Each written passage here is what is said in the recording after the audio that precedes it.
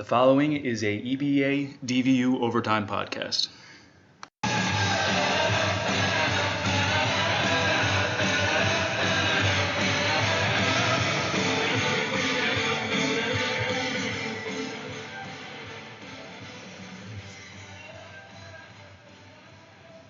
Hello, Dalval. How's everybody doing out there? I'm Shaine McKeever, your host, aside Tommy McCoughlin. As always, it is January 29th, 2020, which feels very weird to say. First podcast of the spring semester, sending to you right here live from the Dalval campus. And, originally I was thinking about how I was going to start this show off today. Obviously, we would love to do it on a positive note and try to bring everybody a little cheerful joy on this Wednesday evening. But, something obviously needs to be addressed. And unless you were under a rock for the last 2 days, I think you're pretty sure you know what I'm alluding to here, and that is the tragic, unforeseeable death of Kobe Bryant and his younger 13-year-old daughter, Gianna Bryant. And before me and Tommy go on to talk about Kobe, I think it's only right that we talk about the 7 other souls that were on board that helicopter early Sunday morning. Our deepest condolences and thoughts are with all their family. It's a sad, tragic situation that we don't know all the details of how it all happened, but it's obviously just something that's unfortunate. And I've never seen, at least in my lifetime, somebody with such Kobe captivated not just America but the entire planet. I mean, he had such a following, millions and millions of people. And just to see the way it all transpired, I mean, this is something that 10, 15, 20, 25 years from now, you're going to remember exactly where you were when you heard the news Kobe Bryant is dead. And I think probably Tommy would agree with me. When I first heard it, my immediate reaction is, there's no way that's true. This has to be fake. And the first article I received was from a friend. I remember exactly where I was. I was sitting on my couch in my living room, and I was about to put on the Pro Bowl and just sit down and watch it for a little bit. And I went to the bathroom, and when I came back, my phone was blowing up. And immediately look at my phone, it's just a bunch of explicits from my friends, and I'm just like, what's going on? So then I see the article, it's from TMZ, and TMZ is a pretty reliable source, but I think there's been a history of sometimes fake news put out there. So when I saw it, my brain just immediately went to denial mode. I'm like, this can't be true. There's no way this is true. And I remember I'm sitting there, have the Pro Bowl about to go on, and I'm just flipping to news stations because I'm like, they'll know. I mean, this has got to break immediately. Nothing on the news was being reported about it. And I was like getting angry because I'm like, if this is true, I want to find out like right now. And then as I'm sitting there on Twitter, more and more sources start coming forward. And then it was pretty obvious pretty quickly that this is not a joke. And Tommy here, who grew up a Lakers fan, I'm sure has a lot more to say about it. Where were you when you heard the news? Yeah, I was just at my house. I was watching the Aaron Hernandez documentary actually. And my roommate just like busted in and was like, dude, Kobe just died. And I was just like laying in my bed and I was like, what? Like, yeah. I was just like, nah. How do you take that seriously? I was like, whatever. And then he just like left because like he said he got it like in a group chat with his friends or whatever. So I went to Twitter, of course, and now I start seeing everything. And I'm just like, wow, like this, like it happened. I still just didn't believe it though. Like, and like I knew, because I am a Kobe fan. Like I knew he always flew by helicopters, and I was like, oh, this is just another day. Yeah. And I was just like, he's just doing another thing in his day. Well, like, yeah, he landed on I don't know how late in his career, but he landed on top of the Staples Center for every single home game. Oh yeah. And so he obviously has a long history of flying via chopper, obviously being Kobe Bryant, and it's just these articles that came out. And I have to say this because this really, really annoyed me.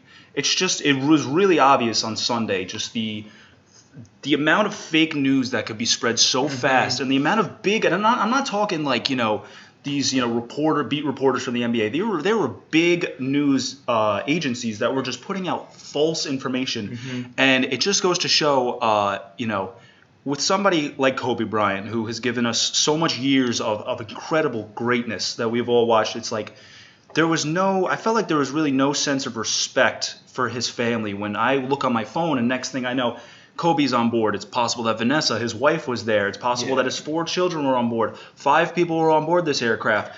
4 of his daughters were with them. And I was like, well, hold on, wait a second. Yeah, and I was like, wait, well, hold on a second. There's 5 people on this helicopter, and Kobe is on it with his 4 daughters. First of all, math-wise, that doesn't even make sense. So I was like, was Kobe flying the chopper? I doubt it. And then, it's just like there was no sense of respect. And I get this happens in news all the time with what goes on in this country with mass shootings.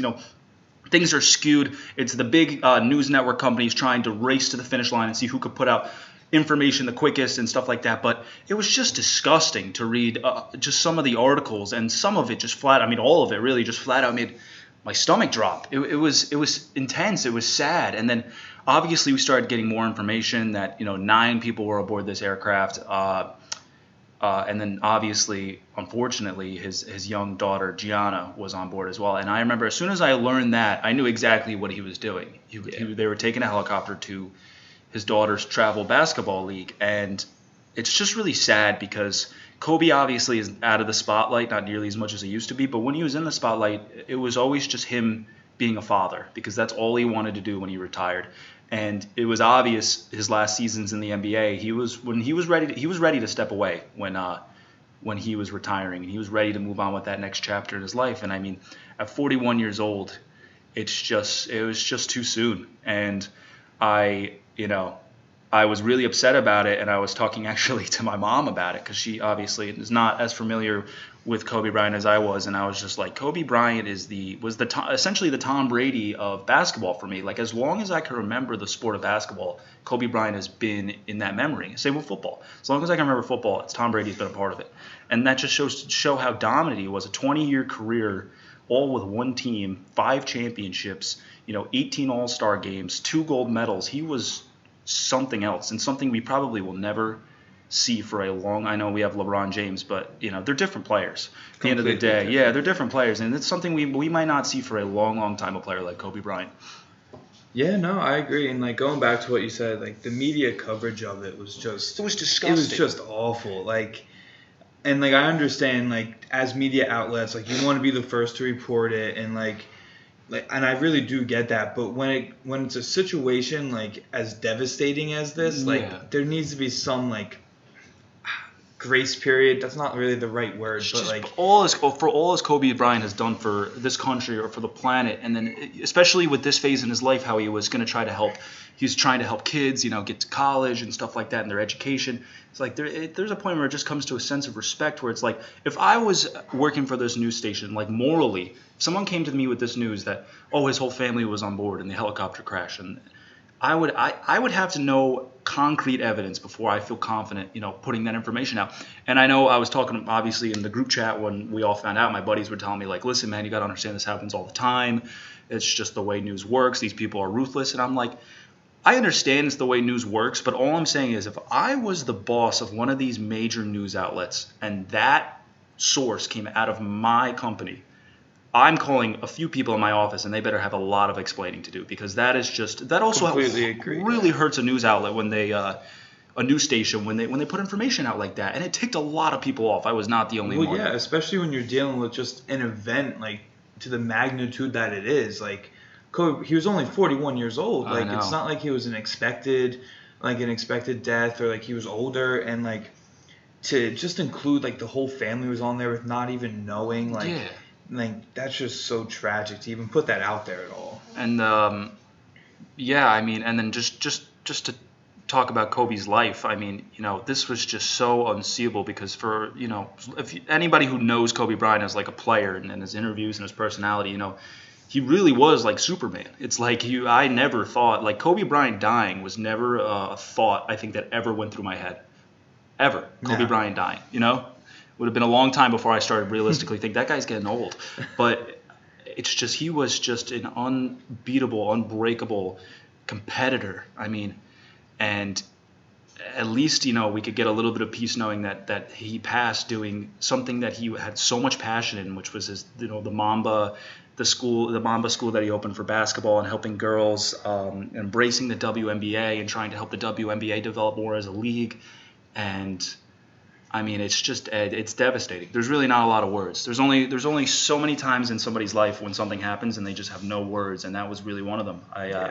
Once I found out it was a fact, I couldn't watch TV. I had to put my phone down. I actually just started like doing things around the house. Like I started cleaning up the house. I started like, just doing chore, like just to do something. I started going outside and like organizing the garage and stuff. Like I couldn't even, and I don't even know why. I mean, I couldn't deal with it. And it's just sad because it was somebody that I never met. Somebody obviously that I never will meet now, but it was just something that, anybody with a heart would just be like, this is just horrible. And it also just speaks volumes to like, yes, he was like a great basketball player and everyone knows that, but every story you're hearing now, like after he's passed, like none of it's about basketball. Yeah. Like literally every single story that's coming out is just about like how good of a person he was, and that him asking about people's personal lives and just trying to help them through whatever they're going through. None of the stories are about his championship. Like him texting like Shaquille O'Neal, is that his last? Sharif, yeah. Sharif, I'm sorry. The morning of, and then him reaching out to LeBron. That's also something we didn't even mention. LeBron breaking his the all-time scoring list, passing him on the all-time scoring list the night before. I mean, oh my God, it's just like. And then when he tweets the picture and he posts the picture on Instagram of Kobe, posts the picture on Instagram of him and LeBron. Not even 12 hours before this incident happened. Mm-hmm. It's like, it's just mind-boggling. It's just like something that we've all had time to kind of digest this, but now that I'm saying it out loud into a microphone right now, it's like I still can't even believe it's true. And so, I mean, you grew up a Lakers fan. I mean, have you seen Kobe play? I actually never did. No, I never got to see him play in person. Unfortunately, I never got to any games. But as a Lakers fan, when I say Kobe Bryant, like, is there one game in your head that's just clicks to mind? There's one for me, but it's like I'm not a Lakers fan, was. Honestly, game-wise, I don't really think so. Like, it's just there's so many, and like I never miss an opportunity to watch the Lakers, especially being here on the East Coast. Like, I can't actually watch them only when they're on like ESPN and stuff. So like I really never missed an opportunity. But what does kind of reach out to me is actually when he announced his retirement in Philly. Like the day before that, I was like trying to get people to go to the game with me because I wanted to go, and like nobody wanted to go. And tickets, I'm sure, were not cheap. That's why. Well, before he announced his retirement, I was like trying to go. Yeah. And still nobody was really wanting to go. And then like the next day is when he announced his retirement, and I was like, and I looked at tickets, and then it skyrocketed. So then there was no shot. But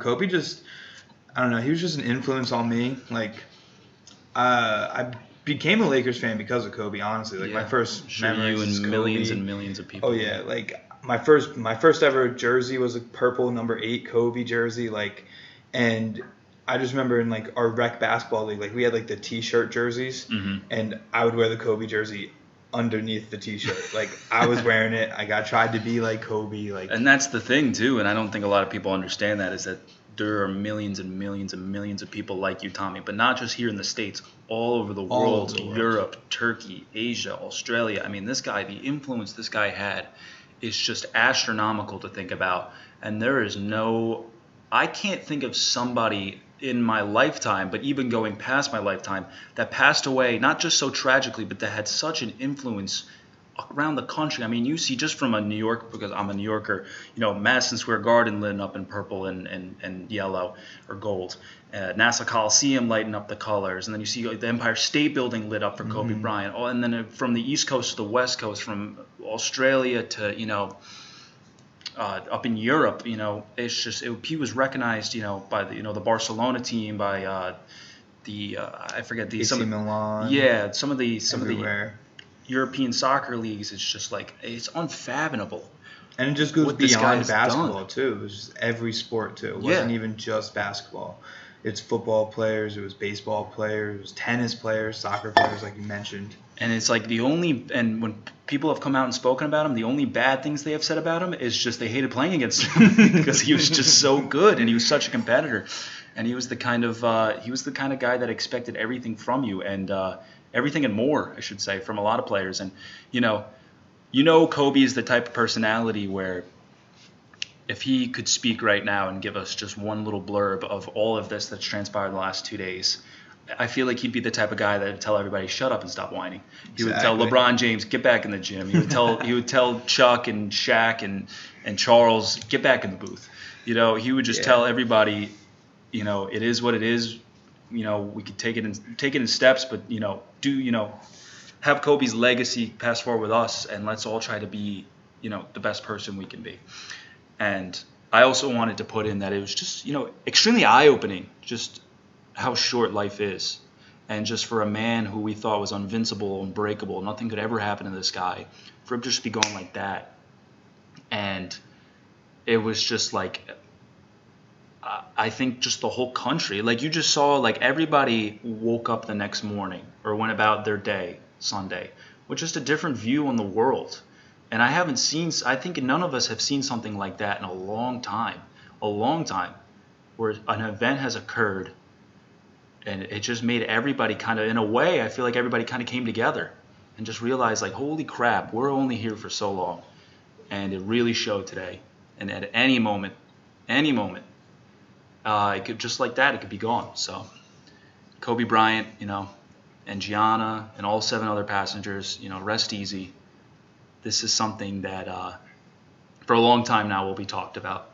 And I already know that August 24th now is in Los Angeles is now declared Kobe Bryant Day. I think it might have already been, but I think I've heard about it before, maybe it was started like last year. And we're talking about it could be 2030, and we're still going to see candles outside the Staples Center on January 27th of every year. So, or January 26th, I'm sorry, of every year. So especially when they put up the statue. Yeah. That will definitely be coming now. Yeah. I mean, I didn't even think of that. That's a good point. Yeah. To shift kind of a lighter side of the Kobe situation, if I may, if we can. Some people might agree this is not lighter side, but, the following behind the Lakers this year is going to be something special. And I think, LeBron, as if he doesn't put his team on their shoulders enough, for them to win it all is going to be something really special to watch. And I'm sure there is thousands and millions of people that are not going to be pulling for the Lakers, and including myself. I mean, after this, a guy who literally was the city of Los Angeles. City of Los Angeles lost a big piece of them just a few days ago. And so a championship would be something special. Not only that, but a championship for the first time in a decade. It's been a while since the Lakers have won a championship. 2010. Yeah, literally. 2010 was the last it'll be time. A decade. So, yep. For my sports teams, that's not a long time at all. But for Los Angeles, we look at them. It's a very long time. Yeah, a very long time. They've been a franchise that have always been competitive that way. So like I said, Kobe Bryant, rest easy. Gianna Bryant, rest easy, and all of their 7 passengers. Who you have our condolences to all their families, and you have our prayers. But I think to shift to something else less kind of upsetting is we got a football game Sunday. Yes, we got a big football game Sunday, and back burner. And I know we haven't been around a while to discuss, the AFC, the NFC playoffs, and all that. But is it a surprise to you to see what teams are in the Super Bowl right now? No. Is it a surprise to you from week 1? From week 1, yeah. The Chiefs doesn't really surprise me. Yeah. Honestly, I feel like if anything, could have called that one. Yeah. But definitely the Niners. We knew they had a pretty decent team last year, and then once Jimmy G got hurt, it just kind of went downhill. But to get into the Super Bowl this year and to be as dominant as they were in the regular season, was not expecting it at all. 13 wins, and I think if anything was surprising. I agree with you. The 49ers was definitely surprising from week 1. I thought they could be a good team. I thought they can compete in that AFC West division, which is, we all know, a very tough division to play in. But I didn't see a Super Bowl appearance out of them. I would say, leaving the fall semester for winter break, we probably could say that it's very likely that the 49ers can match up with the Chiefs in this. But week 1, absolutely not. And, it's a testament to both of them. The 49ers, which not a lot of people saw coming, and then the Chiefs, which, they came so close last year. So close. They were an offsides away from D Ford from going to the Super Bowl. And it's just like that. People don't understand how incredibly difficult it is to do something like that, to go back to get back there. To get back to not only the AFC Championship, but then, I watched it firsthand with the Jets where they lost in the AFC Championship. The next year they get back, but they still couldn't bust through the Super Bowl. So it's it's a difficult task, and a lot of people underestimate that. But how do you see the Super Bowl going? Because I've heard a lot of mixed reviews. Personally, I think it's going to be a high-scoring game. Honestly, that's how I feel too. I think it's going to be high-scoring. It's impossible to stop the Chiefs' offense. Like, I really do think that it's like just too hard. There's too many people to cover. You can't cover. If you cover Hardman, you can't cover Watkins. You cover Watkins, and they just have so many weapons. There's so many weapons. Sometimes you forget Robinson from who graduated from University of Florida down in Gainesville. He is just. I remember him coming out of the draft a few years ago, and it was when the Jets had Brandon Marshall, and they actually compared him to Brandon Marshall. So I was just like, oh, he'd be a good successor to get in like the third round on the team. And he's a big dude. He's like 6'6" with a ridiculous wingspan. He's fast, and even him. I mean, he's like the fourth, fifth receiver on that team. I mean, there's just weapons all over the field. Yeah. And they're right. I mean, Tyreek Hill said, with confidence, this team really can't be stopped. And it's when you look at that offense on paper, it's kind of just like pick your poison. Where do you want to go? That's really what it is. I think one thing that the 49ers are going to have to do if they want to stay in this game is get to Patrick Mahomes. And I think they can. I think that's why I give the 49ers a very good chance in this game, because I think they can get to Patrick Mahomes. And I think the Chiefs' defense, I think it matches up well in the sense that the 49ers' strength is their defense. The Chiefs' strength is their offense. And then the 49ers' weakness is kind of their offense. I would say weakness in quotes because they don't have a bad offense. It's just they're weak. They have a great running game, just not an electric light-you-up offense.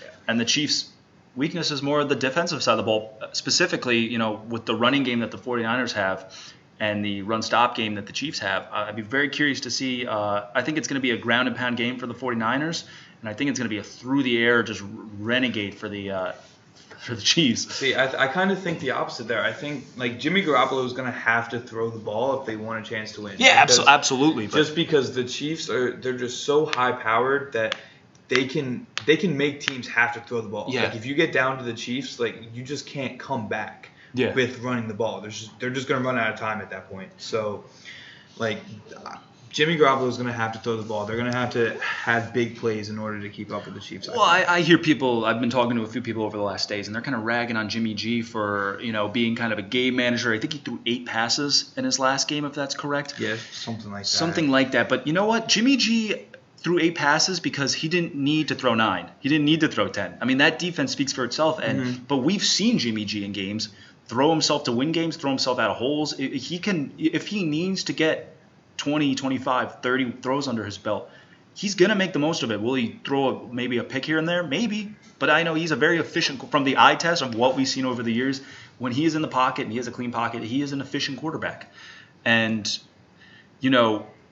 I hate to, a lot of people will be like, oh, how can you compare him to Tom Brady? Well, he played under Tom Brady, so that's how you can compare him to Tom Brady. And Tom Brady's first few years in this league, when he won championships with the New England Patriots, he was kind of in the similar situation where the Patriots had a very, very good defense in that first dynasty and a very good running game. And Tom Brady was asked to do stuff, but he wasn't asked to do not nearly as much as he did down the stretch, in 07 and 08, and then going to the second dynasty with Edelman and Gronk. But Jimmy G is a good quarterback. Just because he threw 8 passes, don't let that make you think he's a bad quarterback. That just says he has a great team around him. Yeah, exactly. And I mean, that's just really comes down to people caring too much about stats and stat watching. Like, you go into a game with the game plan, and whether the game plan is to throw or run, if you're running the ball all over the place, there's no need to throw the ball. There's no need to stop the clock when you don't need to. If you can get first down after first down just by running the ball 10 times, like,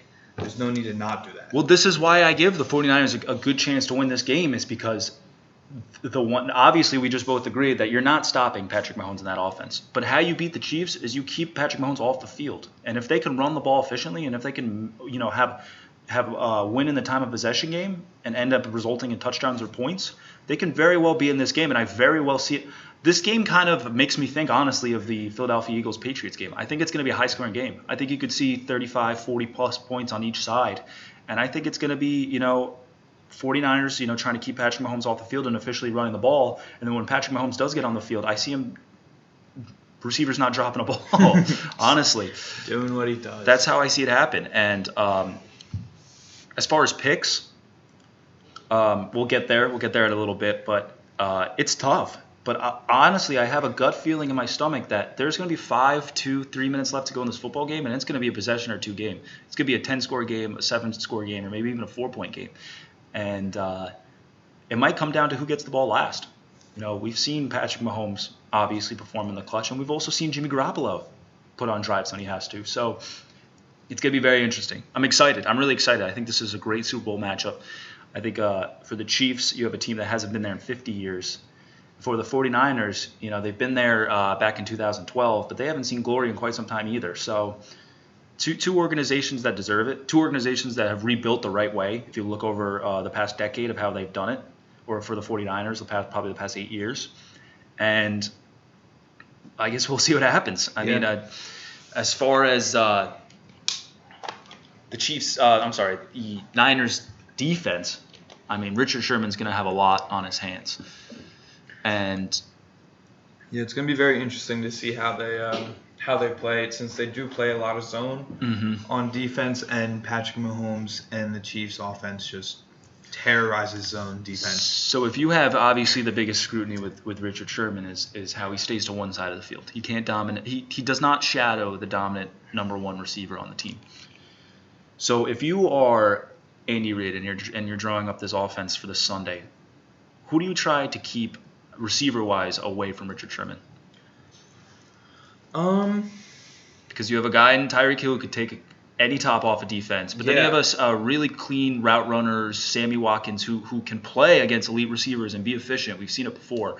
I don't really know if you really try to hide anyone, honestly. I mean, I would honestly just love to keep Tyreek Hill on that side, honestly, just to use, Sherman. He is kind of older and he's not the fastest guy. Yeah. So even if playing that cover 3, if you just send Tyreek Hill deep and just keep running them deep, force them to have to play someone over the top on him just to watch over that, and it could just open up so much. So much throughout the middle of the field and the other side. Yeah, not only that too, but the running game. I mean, if you have a safety back and you have Richard Sherman backpedaling, 20 yards off the snap of the ball, I mean, those are 2 players that you've essentially taken out of out of the box, but out of the picture. Yeah. So out of the screen, out of the TV screen. So that will definitely help the Chiefs running game. And then as far as the Niners running game goes, I found it funny. Frank Clark, you see, Frank Clark made a comment the other day that the 49ers defense has never seen a player like me, or 49ers offense has never seen a player like me. I did see, and then under it's like comment, Frank Clark has played the 49ers 12 times. So I did see that. As far as what the Chiefs can offer up in the box to stop the 49ers running game, I mean, is it Morset? Am I pronouncing that right? The 49ers running back? I'm not too sure on the pronunciation. Honestly, I expect the Chiefs to kind of go with more man. Mustard, Raheem Mustard, Coleman, and Breda. Those are, and they have Jarek Kinnan. They have some good running backs I think Breda led the entire league in combined yards with receiving yards and rushing yards, and they have definitely a few backs that they could throw in there and rotate throughout that could be very effective. And as far as the Chiefs defense, I don't know if there's anybody in this box that is gonna really be a game changer. Yeah, I expect Tyrann Mathieu to play in the box a ton. Just from what I expect, I would just assume that the Chiefs are going to kind of play a lot of man-to-man defense, and they're just going to really trust their corners on the outside and really kind of stack the box, trying to prevent that running game, especially with Tyrann Mathieu playing up on the line of scrimmage, whether it be directly in the box, whether it be lining up outside of the tackle, or George Kittle, whoever it may be out there. Yeah, I mean, I don't know if you can assign Tyrann Mathieu to cover somebody like a George Kittle. I don't know if that's a matchup that you would want to see more him playing in the box and trying to stop the run as efficient as possible. But I mean, as far as the Chiefs defense goes, they have players like Frank Clark, Chris Jones, which is a very good defensive player out of Mississippi State, D Ford, which D Ford I honestly don't know how his career is going right now. He's on the Niners. I apologize. D Ford's on the Niners now, isn't he? So that'll be interesting too. I didn't even think of that.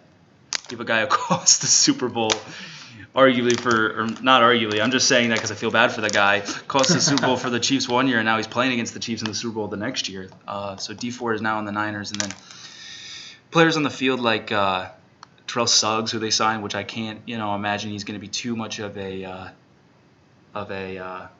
presence in this game. I mean, that guy's pretty much up there in age. But overall, I mean, it'll be interesting.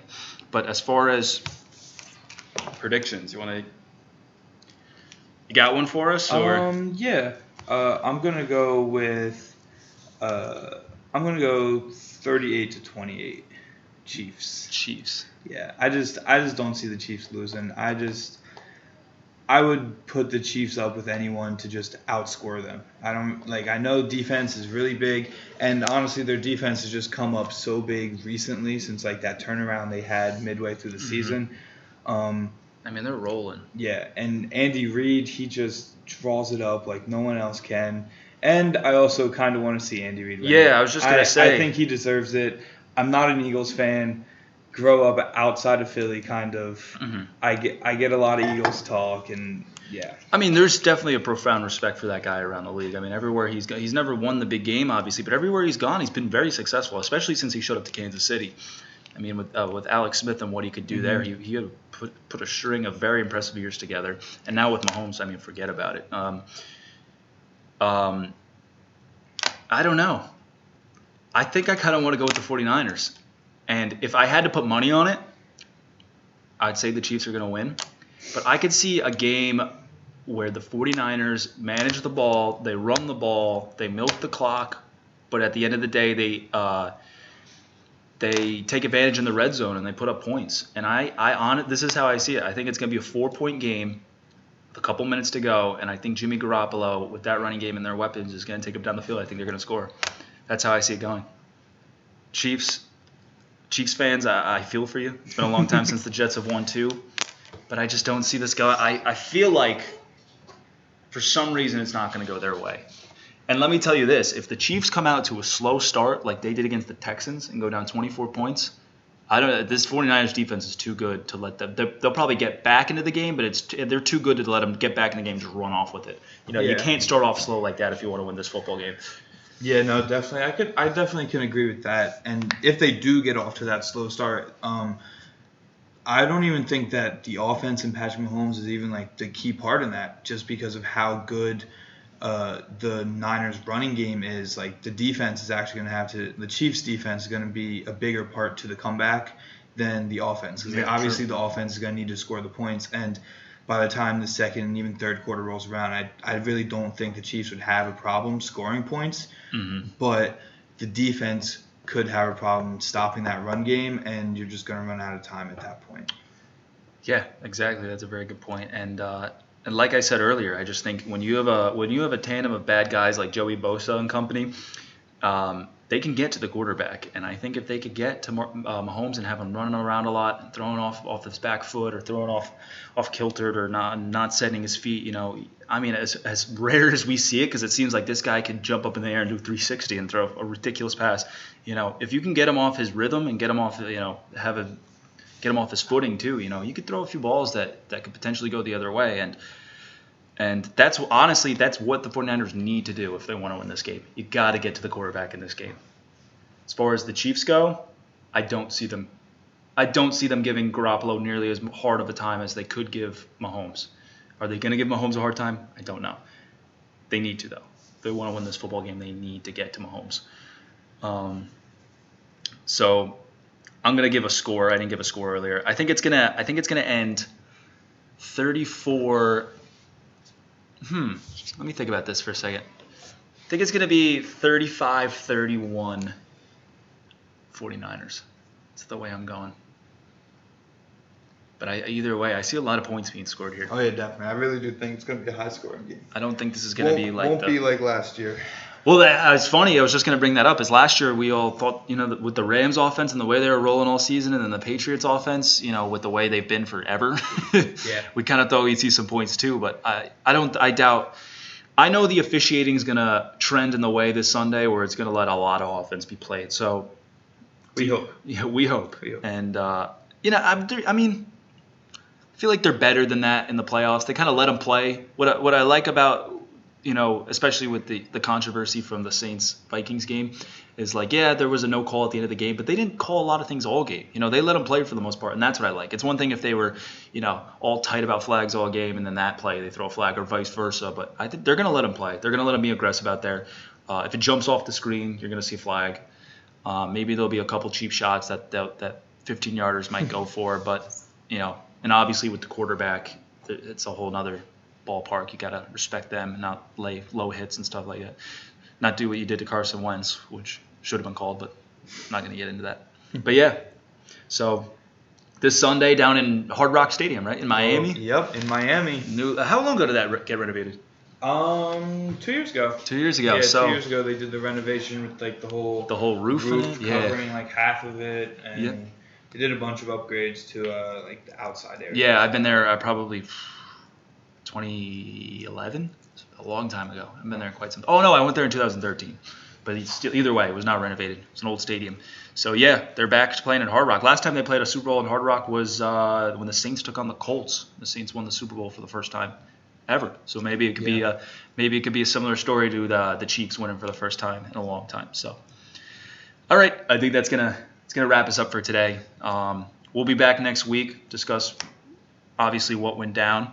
In the meantime, everybody stay safe, learn from Kobe, do the right thing, appreciate life for what it is, enjoy the Super Bowl, enjoy family and friends, and have a great weekend. We will talk to you later.